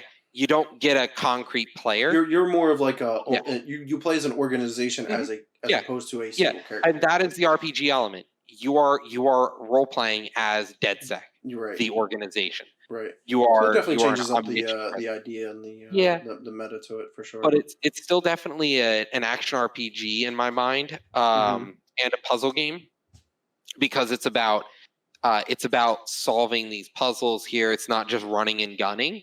Mhm. You know, you've got your wire games, you've got your parkour that you have to do to navigate to a tech point, or you know, you've got these tools. Solve a small puzzle. Oh, I have to go find how to unlock this door's control panel. Go find it, trace it, do the wire game, open the door. Right. Oh yeah. That's not So bad. but it's not like a traditional puzzle game like, you know, Dr. Layton's Lab or anything like right.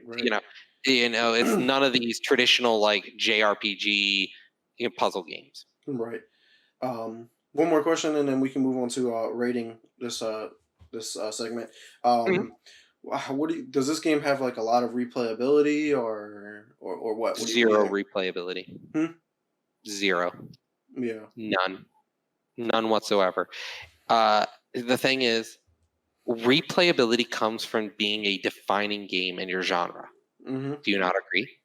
To be able to continue to play a game over and over again, nothing else offers this experience that you get.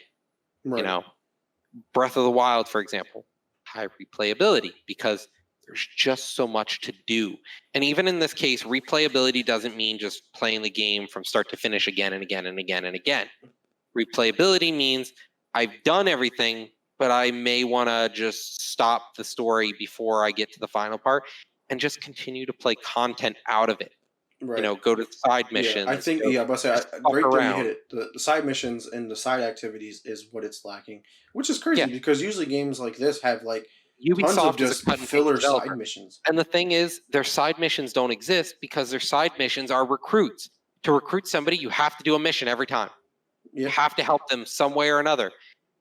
And the only other side content that there is going and collect all the tech points, going to collect all the collectibles and the tapes and the thing. And that which can just get boring. That shit's boring. That is not what people want. If you want collectibles, you put them on the way. That's what you do in things like Left 4 Dead, and not Left 4 Dead. Yeah, Left 4 Dead. Left 4 Dead had collectibles, I believe, that you could collect along the way. But I meant to say, what's the PS4 game with that was just last year? God of War, Horizon. Yeah, zombie game. Days Gone. Yeah. Huh? Days Gone. No, the sequel game that came out last year for PS4. I can't remember. No. Sequel game. Yeah, it was fuck. What is it? I can't even remember anymore. Not Left 4 Dead, but yeah, it was I can't even remember the title. Hmm. But to me, like when you play a game like this, even if you make it open world, the fact that I have to go out of my way to every police station in the game to get a single collectible I want bothers me. I have to go into every restricted Are you talking zone about The for Last of Us? Yes, Last of Us. Thank you. Like The Last of Us 2. Oh man. You know, it was open world for a lot of it, but at the same time, when you were following the story, like that's an example of a game that's open world but also structured. Right. You had options, and then when you left that open world areas in some of the spots, it then became restructured, and here's your path, find your way through it. And the Right. collectibles were on the way. You know, the things you collected were the friendships along the way. But in this game, it feels like they put a collectible. They were like, okay, you can't have a collectible within another meter of another collectible, but you have to have another collectible within 10 meters of another collectible. So it's like, it was a spider web of collectibles. It's like, just put them where I can get them on every story mission. If I do all the story, I want to be able to collect all the collectibles. Right. I don't want to have to go out of my way to the corner of Camden fucking Market and find a collectible in this corner. Why is it there? Why am I dumpster diving for a piece of trash collectible? Yeah. The only benefit to it is to build those collectibles in this game. Actually, just build lore. I think That's once you play the story, the game is worn out its welcome. Now that may Yeah. change because they're like, oh, it's a game as a service. You know, we'll get multiplayer later. That's bullshit to me. Like Right. the game doesn't feel complete to me because it felt like there could be it could be a GTA style game where Mhm. the open world is the content. You can fuck around with your friends. Can't. Sandbox doesn't feel very good to me at times. It just feels like the sandbox is, you know, got cat shit scattered in it. You know, it's no doubt. So I don't. how would you rate the mechanics and the playability? You go first. Oh man, I really think it's going to get a 6 for me on this. See, the thing is, I'm giving it the benefit of the doubt, and I'm hoping it progressively gets better. I just can't rate this with a clear conscience because for me, there are things I like. I like the tools. I enjoy some of the combat sometimes, just running around shooting people in the face. I'm like, yeah, whatever. There's no consequences to anything I fucking do. Click, bang, bang, bang, bang, bang, and I just start shooting cops. I just go fucking ape shit on cops. I'm like, Right. I don't fucking care. You're all dead. Right. Whereas, like, you know, other games, I'm like, oh, you know, maybe I want to take this a different way. This game, I'm just like, I'll just go in, kill everyone, and then I'll figure out what I'm supposed to do for the mission. After everyone's dead, then I can do the mission. There's no one to bother me doing the mission. So I'm honestly 6, 5 maybe. That's too generous. Change the story to a 5 and the gameplay to a 6. Change the story to a 5. The story's a 5. The gameplay's a 6. And then and that's the thing. Like the story's a 5, the gameplay's a 6, and the sounds and graphics is the highlight. It's 7, yeah. You know, it felt like it was just a way for them to go, yeah, look, we could do ray tracing. This is our ray tracing game. Look, it looks great, doesn't it? Yeah. Where's the content? It has ray tracing. That is content. No, it isn't. Ray tracing isn't content. Right. It is to augment your content. It's a new feature of the generation. Yeah. Like, it's not going to be something that you want to highlight. It's just going to be there. You can't make a game and say it just uses next gen. That's its defining selling point. Right. No. That's not good. And the thing is, this isn't a next gen game either. Like, it's on next gen, but it's not a next gen game. But it was one of the things. It's like RTX ray tracing. That's what they were looking for. They did it, and they did it early. Actually, I didn't even know the game launched 2 months ago or something. It came out in October. 3 months ago. The game launched 3 months ago. That's the problem. Yeah, I don't think it had that great of a marketing either. The marketing wasn't there for it. Yeah, there was no marketing. The game itself was pretty shallow. It didn't make a splash. No, yeah. Which to me, I wasted money on it. Yeah, since we're kind of digging into it already, but let's finish with some last thoughts about Watch Dogs Legion. The future of DLC. Do you think like them adding like What maybe? DLC? No, there shouldn't be DLC. They've already got a cash shop, so they already fucked up the whole idea there. The DLC is worthless at this point. But Who what do you think if they cares? just came out like truly story driven DLC and like really focused on a story? Oh, like, oh, cool. Let's drop a DLC that's literally about like invading an Albion, like, fucking skyscraper, and you have to go like through a bunch of levels. Cool, that'd be awesome. You have to use your tools to sneak around through an Albion skyscraper. You have all these cool tools like invisibility, spider bots, Hmm. all this different stuff. That'd be cool. But that's not what they're doing here. Right. It's an open world game. And Yeah. even the skyscrapers, like there are tall buildings in London. I feel like Yeah, it we'll in say this because game. the previous two games in the franchise, they've had post post content where they came out with, like DLCs and released more content. I've never played any of it, but I heard it was a good addition. Like it added like a little bit more depth, and But that's the thing. I hope it If can you're happen. playing the game like us, DLC is worthless. If Right. you wait a year or two to play Hmm. the game had to be good to go back to it a year or two later. Right. No doubt. So, but And then the DLC is worthwhile then. right. But to go back to it for the DLC after they launch it, it's worthless to me. Right. Would The DLC isn't. There is no value to me. hmm No, it makes sense. But multiplayer on the other end that we kind of touched on, they said early 2021, so we probably could see it within maybe a month or two, And March if at we the do, that'd latest. be cool. And it'll be interesting to see what kind of content they come up with because I know in like Hmm. previous games they've had like spider bot battles and the hacking games where you would like. This was a really cool feature because like you would load into someone else's world like their regular single player world, and you would like hack them, but then they would have to find you and find out who's hacking them before a That's timer went. that's Assassin's Creed. That's Assassin's Creed multiplayer. They're just copy and pasting another Oh, game's really? I multiplayer. never touched any Assassin's Oh Creed my god, that multiplayer. was one of my favorite things was Assassin's Creed multiplayer. And I know we're going to get off topic here, but just to talk about Assassin's Creed multiplayer, it was a game of subterfuge, hiding, and deception. The idea was you take talents and other things to hide in and blend in the crowd, Hmm. and you looked like every other NPC. And there was one person out there trying to kill you, only Hmm. one person, and you had to stay alive as like 10 other people. And if they saw you like climbing a roof, you fucked, dude. You a Right. fuck boy. You dead. That's Right. it. Right. But if like your idea was how can I mimic an NPC so well to look like an NPC? What Right. can I do to look like that? And honestly, I mean, like if you enjoyed it so much, then I think this is a good setting to put it into. And it would be. I think it would be awesome. I think it would be great. But it should have came out with launch like every other Assassin's Right. Creed game. I wonder if Or that got pushed off because of COVID, maybe because this but game didn't come they out to should the have end of delayed the October. launch. The game itself was unpolished to begin with. It Hmm. felt like so they launched an unpolished game. They rushed But it it. seems like They that's the should state have we're just in though. held. Like we're constantly just getting unpolished games. Like every Yeah, game that's came out this year basically been unpolished. and you know what?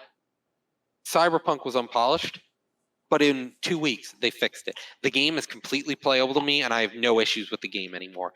Like, yes, there are small issues here and there, but that's to be expected from the genre. Hmm. Look at the other games in the genre: Right. Skyrim, Oblivion, Morrowind. You've got Fallout the Elder Scrolls series, Fallout. All these games, they're have just massive issues. riddled with Yeah. these clipping issues, these bugs, enemies spawning in walls, seeing you through walls. It happens. Right. That's fine. That's the name of the game when you play an RPG like this, where you're supposed to be able to do thousands of different interactions. Hmm. But like in a game where it's so structured, like Watch Dogs, it still feels like yeah, there's no bugs for me really. I haven't encountered many bugs, but I still felt like the game didn't play on itself. So Right. No doubt. I definitely agree. I think multiplayer should have came with the game, and the game could have launched polished and finished. Hmm. The issue is there are so many games coming out nowadays. Nobody wants to go back to your game. So Right. I felt like I wasted my $40 because I'm here to experience the game now. Unless the And not game later. really pulls me in, I'm not going to play it a year or two from now. There is no replayability for me. It's Right. not like a strategy game like, any one of the Paradox games. I'll go back to those a year or two later. I'll be like, I want to play an EU4 game right now. I'm going to play as a fucking third world nation right now that's supposed to get shit on by England. Let's go. Right. But like this game, I'm not going to replay it at all. I want to play it now. I want a polished game. I want a finished game now. I don't want your DLC. I don't want any of this crap. Why are you wasting development hours into more things just to make you more money? Make a better said game it right now. there, though. That's the problem. There's a cash shop in this fucking game. Yep. That pisses me off. Why is there a cash shop? It's a single player game. There's not even a multiplayer mode. Why is there an aesthetic cash shop? Right. It is definitely mind-boggling. So it's in there, but unfortunately, that's the day and age that we live in, where every game has a cosmetic shop. Every game.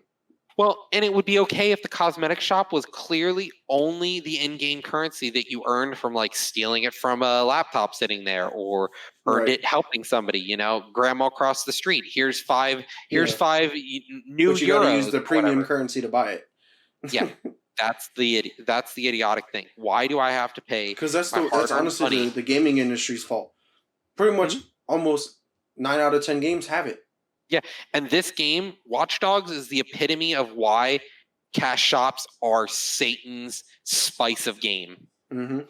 This is created by Satan himself, and I'll be honest with you, like cash shops are fine in games where I'm playing multiplayer and I want a skin. It doesn't affect the gameplay, nothing like that. But why is it in a single player game? Who am I showing my cosmetics to in a single player game? Right. The fact that the cash shop was finished before multiplayer just shows me how little they care about the game. Right. Yeah, their priorities were kind of just pretty fucked shit. Up. Yeah. Yeah. More or less. But one more question that we can go on to, given our overall rating of the game, which very sounds like it's not going to end so well. But do you think there will be another sequel to the Watch Dogs franchise, or do you think Ubisoft? It's Ubisoft. How many Assassin's Creed games are there? A lot. There's about 10 now. There's probably more than that. I'm including only the main IPs. Okay, it's probably close. 10 games. 10 games. I think Valhalla was either 8 or 9 or 10. It's one of those three. Because Black Flag was 4, and then it was Unity, and then Syndicate, and then Origin, or whatever the American one was. They had that. Well, that was before. That was like 3 or whatever. Okay, or so Brotherhood. So you had Brotherhood in there. That's not even 1 or 2. That's Brotherhood. That was one of the games that got a title instead of a number because it followed another character. So Ubisoft's motto is, we've got a system. We're just going to keep replaying the same tune over and over again. It's like Muzak. Everyone knows what it does. It pleases their brain, and they spend more money. So they're going to continue to do the same thing. Right, and honestly, but the thing is, they keep doing it because there's a community there that really do enjoy these games. And I'm just going to play a devil's advocate because I think me and you are on the same page right now. But there's a lot of people who love this game and really dive into it and really follow this game, and they want more, but they really dive in it way more than we do. There's people like us who we just play it because 1 was a great game. Brotherhood was an awesome game. 2 was a good game. 3 was all right. Black Flag redeemed the series. I liked Black Flag. I thought it was fun. I liked singing pirate shanties. Through the freaking open water. That was the problem. I hated being on the sea. So that was my thought. I come from a background that they had a core game that was really fun, but then after a while they just didn't really shake up the genre, and it was the same game reskinned over and over again with a little different story. And then they killed off characters and things like that, and people were like, I'm still gonna buy it because the story of Assassin's Creed. There are fanboys, just like Call of Duty. I've had we talked before, the same argument over and again. So I mean, you haven't played the first 2 games. I do recommend giving those a try because maybe they'll give you a different taste of the franchise. But because I think this is a completely different game. But the fact that you rated the first game so low, and you rate games but those aren't low ratings. Like, that's actually like a pretty solid rating. What, 6?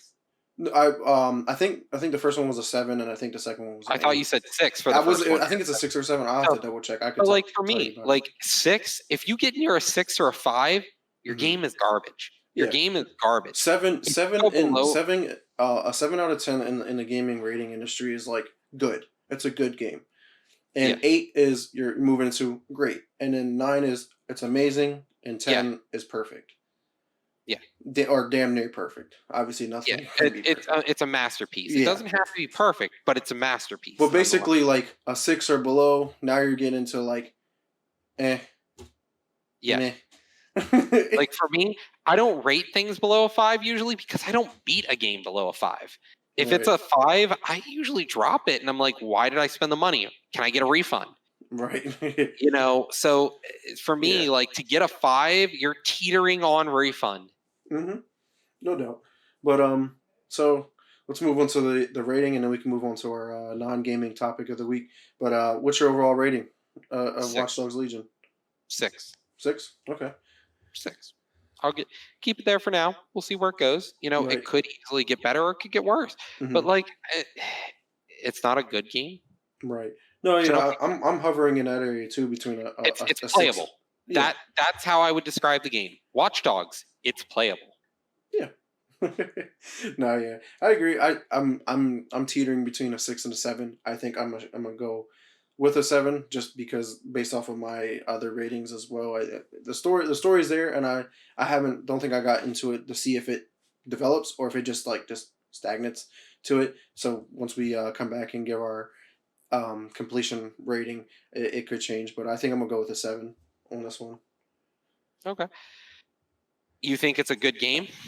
Yeah, so far it's a good game because I like because I haven't gone and tried to recruit all these characters. Like I think I enjoyed the characters enough where each one provides a different play. Like I can take a Okay. different character and go do this mission, but take this a different character and do the same mission if I wanted to differently, or Hmm. like the different gadgets and the hacking. I think is lackluster in the world, but it's more useful like more close quarters and like once you're in a building as opposed to outside. Hmm. The That's fair. game looks pretty good, and the Hmm. sound isn't bad as well. So like, it's not like it's really a bad game. It's a good game, but it's like Hmm. you said, it's missing like the true depth to it. Yeah, So like, it's a good game. It's not great or anything else. It's a good game to me. fair enough. But So, yeah. So let's move on to our non-gaming topic of the week.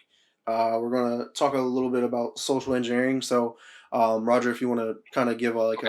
a definition So, of social engineering for those who so don't understand it. the social engineering, this kind of goes along with our topic here because the future is about sort of in this world monitoring, profiling. Have you ever gone through one of these scanners in in Watch Dogs Legion? Have you ever walked through a scanner and looked to your left? No. They put your picture on the thing and they have a description, who you are. They have a whole database. Every time Oh you yeah. walk through a I scanner, mean, yeah, they but tell your the character. the the objective of Watch Dogs itself is actually Yeah, like Bloom and CTOS know everything about everybody yeah. because And of the that's the thing. optic that you have. And that's the thing. When you talk about social engineering, we're talking about the future of where AIs know who you are without ever having met. They Hmm. build a profile based on you without ever knowing who you are as a person, just Right. what you do. So if you look up, let's go something as outlandish as like, you know, murder porn. You get off on people dying in murder. This AI knows that. And like it will start building things around you. So the idea of Right. what social engineering is whatever you do online, a profile is built around you, molded and modeled with different neural networks of saying, Right. well, if he looked at this and then he went to this video, well, somebody else did that. And the next thing they looked at is, say, Right. a clown murdering people. So, like, oh, he watched a bunny come out of a hat, magician. And then this one guy decided, well, after watching this magician, I then went and watched something on Live Leaks of a dude dressed as a clown murdering people. The idea is the AI will Right. now trace. Oh, Victor watched the same bunny video and went to the magic video that was recommended in the next options. He's going to want to go watch this live leak maybe of a clown murdering people. Right. So No, the yeah. idea of social engineering is there's AIs right now, unlaw regulated AIs out there. Facebook is the big proponent right now of building models of who you are and what's going on and how to make money off of you as a data object. Right. So, Well, it doesn't help that you can like sign into like any website, any app, sign in with Facebook. So you start to just connect Facebook with yep, everything that and you then have. Facebook gets your data. So the downside here is we talk about the monitoring, the tracking, and then the advertisement revenue that's generated from you just existing. Facebook is not a free site. You pay with your soul. You pay Hmm. with who you are. You as a person are monetizable. Your eyeballs, every second that an ad hits your eyeball, that's money. That's Right. cash money. So the idea here is to track it. So what I want to get to then is to kind of talk about what the problems with that are, as just face value, have you witnessed this personally? Hmm. What No, what yeah. So I did a little research because I personally didn't quite know a lot about it, but until I got dove into it, and some of the stuff that I'm about to talk about is the very basic, the very entry level that's really affecting people now in a very simple way is the email phishing. Even email phishing is a very simple simplicity form because these bots or real people are sending these emails to people and they're like, oh, Mhm. I actually get them all the time. Like I get one, it looks like an Apple, it's from Apple and everything, like, hey, you need to sign into this, and you start giving them information Yep. that's not theirs, and then So they start to build a profile, so they're like, so if he can do this and he does this and he has this, maybe he'll do this. And then like I realize that there's some people who will receive emails about donating money to a cause, and it's just a phishing email just trying to get your credit card information or stuff that you like. And then like you said, like you ever think about like, oh man, I really want to get this new game or movie, and the next you know, it's popping up all over your computer, and you yeah, not once searched it somehow. I have actually sat down and thought, that game was really cool, and within a day I had an ad about it. I said nothing. I clicked on nothing. I went towards nothing. The AI actually modeled me before I got to that conclusion I was going to buy the game, Right. and it presented it to me and said, "This is what he's going to want next," and Right. it was right. And Yep. that's what's scary about these things. Social engineering is built so that people who are manipulatable, and we all are, get manipulated. Have Right. you ever heard the term rabbit hole or going down the rabbit hole? Hmm. That's what the big issue with social engineering is right now. So you know about the anti-vax movement, right? It's a Hmm. crazy movement that exists that we may or may not, agree upon here, but they're fucking nut jobs. And you know why they exist? Social engineering. That is the reason these people exist. In Right. Facebook and places like that, you Google, does a vaccine cause autism? All of a sudden, There's tons Facebook of says, people that love to agree with that. let me get these ad revenues pointed to this person who may think that vaccines are dangerous. Okay, now this person who's like, do vaccines cause autism? Now we're going to give them fake studies, advertisements, things telling Right. them, And it hey, slowly builds vaccine like did this. a And, believer. and that's the thing. We get believers in things just because somebody put out a false advertisement or an Right. unfounded study, and now these Another people are. saying is you can't believe everything on the internet. That's correct. I mean, And that's the been thing there is, since the the creation of the internet internet. is telling you what to believe because that's all you're seeing. With Right. social engineering, if you do one thing, that's all you're gonna see. Like, like one of the most Even simplistic like a form. political thing on Facebook, even like if you're like a hardcore Democrat and all you see is and you share and you talk about a Democrat this, you're probably not going to see anything Republican unless they're doing No, something bad, and they're and going you're to only show going them to see that. the bad things about the other party. Right. And don't get me wrong, both sides have their merits. I Hmm. understand where Republicans stand, and I understand where Democrats stand, and everyone has their own political idea, and no one is wrong. Right. There are reasons why, and it's your belief, and you believe how things should be run. But when you take social engineering into account, we're we're getting the ability for third-party governments to influence our elections then, because, well, I wanted to look something up and now I'm getting advertisements because I looked up something political. Russia's now advertising to me because Facebook's just like, money is money. And these people are unregulated, uncontrolled. There are no laws against them right now. Right. Yeah, and I feel like another way that I think the world, it seems like it's heading, and I feel like it can be partial to it, is the digital currency. Like if we Mhm. really move to us as a society to an all digital currency, we're all screwed because that the digital currency, because like the government or whoever can start building backgrounds, because like now they track how much money you have, when you have it, when you don't have it, what you're spending it on, what you're not spending it on, so then they can tailor advertisements directly to you, like, Mhm. hey, I know you like to buy this, here's this, it's Yep. on sale. Like And and it's the kind of crazy scary when thing, you look at that. like, and this also goes back to how easy is it to, tell somebody's background on something. And I said to Jordan, I said, I can tell you right now that Facebook knows where you work, even if you didn't put it there. And she's like, I never put it that that I started working here or whatnot. And I'm like, did you? She goes in and it suggests her new workplace is is where she works now. Right, because And that's she's like, probably due to the I, location services that are on. she goes, I didn't tell them any of this. And I said, you mentioned it once in a comment, and Facebook said, that's where she works now. Yeah, So, everything's everything you monitored. say, and remember, these aren't people watching you. These are computers that do not sleep. They do not eat. They do not shit. They do not pee. They don't care. All they do 24 hours a day, 7 days a week, 365 days a year is monitor every letter you post, every word you say. Right. So, what is the future? Are we going to look at eventually policing through social engineering?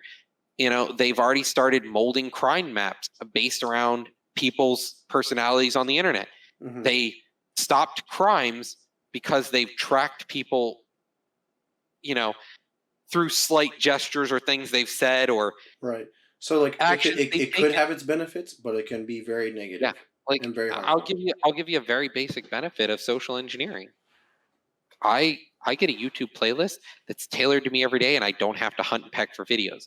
I go onto YouTube, and YouTube knows what I want to listen to next most times. Right. I'll hop into the shower, and I never ever get a song anymore that I go, I want to skip that song. Right.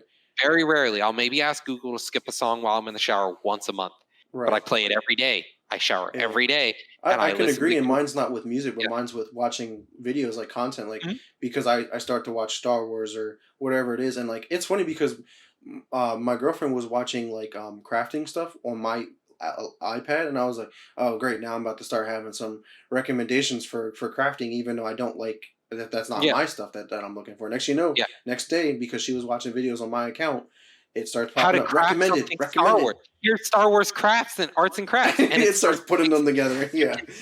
And YouTube's actually done something really nice where you can actually tailor your experience and tell them what you don't want to see related topics of. And if Right. you click on a video, that video will get auto-generated thumbnails behind the scenes, and you can actually see you as a YouTube consumer, you can see what tags are associated to you as an entity that exists. Whether Right. it's you as Victor Brubacher or you as your account on YouTube, you Right. know, they know how to tailor to you now. And so there's good and bad to this because that's, as I said, how we get anti-vaxxers, how they rise, how we get these huge MAGA rebellions. It Mm-hmm. it just takes a little bit, and this stuff gets linked to people. Right. Yeah. No So, doubt. No, that makes um, sense. Yes, it seems like we can both agree that social engineering is very yeah. dangerous. So And social engineering is something we've got to watch towards the future. And if it's something that really interests you, there's documentaries out there on Facebook, on Netflix, like the Social Dilemma mhm. is an excellent video in my opinion. It makes it very easy for laymen, and it also builds it towards people who are like, I want examples. So they build out a fake character and they follow them through. It's not a documentary of a real person, but they build a fake character, and then they also talk about the actual, laws, regulations, and things that change. Right. Right. No doubt. Cool. But we have to just watch it moving forward in the future, because if we're not careful, people like maybe Albion one day will be using social engineering to just stop you before you do a crime that you Right, may because never it even thinks commit. because if you did this, or people that did this and then did this, they usually create a crime. So he did this and then did that. He's probably going to create a crime. Yeah, oh, this guy, this guy just bought a hammer, trash bag, some bleach. He's definitely killing somebody. Stop him. Yeah, Is it's he? crazy. So yeah, hopefully, if social engineering goes as it should, the correct way, like you said, we just got to monitor it, make sure it doesn't get out of hand, and make sure it's not abused either, because Yeah, it can be a very powerful and deadly force, I think, in yeah, society. it can. Honestly, but any last thoughts on that before we close out the Personally, podcast? I've had my soapbox for the minute, but if anyone wants to talk more on this, we can cover this more in detail in a future podcast. But Right. it's definitely a topic that is a real world issue that we could face as a 21st century problem that we are going to have to deal with or live under. No, yeah, for sure, no doubt, man, no doubt. And that was a good topic. Hopefully, we brought some good awareness to it, and hopefully, people start to think about it honestly. Yeah, But because yeah. it's people are just like, oh, it's convenient. Yes, but do you understand why it's happening? Do you, Hmm. you know, Right. All right. So let's close out this week's episode with some final thoughts and remarks. First off, I want to thank anybody that did show up and watch us on Twitch live today, and all those that will check us out on YouTube later as well. We plan to continue with some more in-game or in-progress game reviews. We'll probably announce the next game on our next episode, so definitely be on the lookout for that. Um, Again, I am also putting together some collaboration episodes with some other podcasting crews, so we'll have like more of like a hybrid episode incorporating like our layout along with their layout. So that'll be pretty cool in the future to see. Um, Hopefully, we'll have the first episode soon. And well, yeah, Roger, what are you working on? You working on yourself? Any projects? Any work? so nothing really right now. Games Workshop put a delay on some of their stuff, so I am not going to be buying any plastic crack this month. I'm going to actually try to take some time and do some minis. They made some changes to my Tyranids just today, so I'm excited to hopefully make a new list. And with the vaccines coming out, if all of my friends who I'm pretty sure want the vaccine, like myself, Hmm. once we all get the vaccine, and we're at the point where yes, we can still give it to other people, but we ourselves are immune to it. We can start hanging out again and chilling in my basement, playing some tabletop games here or there soon. But other than that, just been playing some WoW, trying to run a guild, and I'd like to get some more games in. I've been trying to pump way more game time in recently. No, yeah, for sure, man. No doubt. Where can we find you at right now? If you're watching me live, you already know where to find me. The only place to really look for me here is twitch.tv/lunatic_oblivion with an A. There you have it, folks. Myself, still working on beating these three games. Right now, Assassin's Creed, Cyberpunk, and now Watch Dogs. So I'm still gonna hopefully get those reviews together. Some other content that I've been putting together is I'm creating a new type of podcast for the Chill Zone. It's going to be a little bit separate. It's more of like a talk show where I go one on one with different people to engage in a conversationalist style episodes where we converse about their story, like what have they been through, whether it was good or bad, because everybody goes through something one way or another, and I think it'd be pretty cool to have them showcase that for sure. Also, other topics would be like make awareness about something, like kind of what we just did at the end of this episode. Like many people probably have no idea about social engineering, so it'd be pretty cool to bring up awareness about stuff, or there's diseases or vaccines or whatever the case may be. Bring awareness to it.